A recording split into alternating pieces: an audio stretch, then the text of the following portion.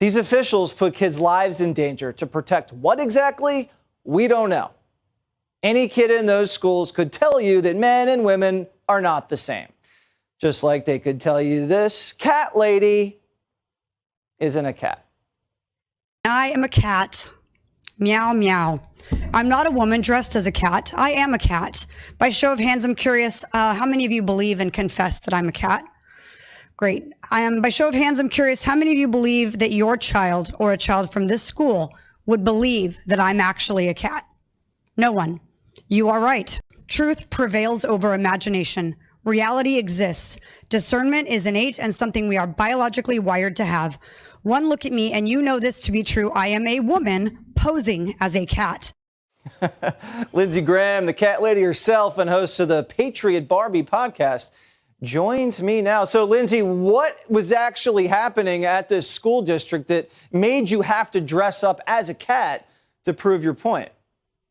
Well, first of all, Jesse, I'd like you to not misspecies me. I'd like to be addressed as a cat for the entirety of this video, of course. Of course. So I apologize. This was in my... Thank you. Just inclusivity is all I ask, you know. This was a local school in my neighborhood where there was a member of the school board whose name is Paul Bixler. He is a man. He's very clearly a man. And the only thing he does to identify as a female is put lipstick on. He grew his hair out a little bit, and he wears his deceased wife's clothing to school, to sporting events, to fundraisers, to school events in front of the children. And believe it or not, he actually demands on being identified one of two ways, either Paul, which is a man's name, of course, or Miss Bixler.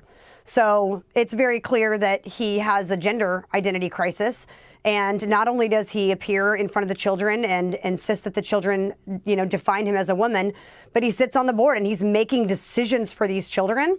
And the point that I was trying to make as a cat was that, I mean, obviously, you can't just identify as whatever you want, and you can't demand that other people identify you as whatever you want.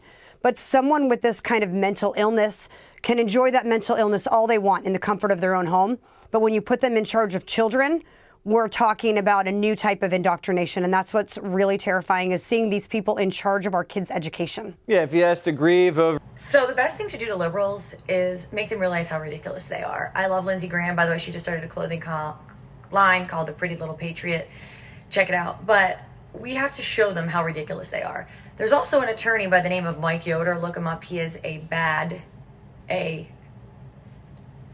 lawyer, and in his stepdaughter's school, there was a child that identified as an animal, and he looked up the school's animal policy and basically said, according to your own policy, you're not allowed to have animals on campus.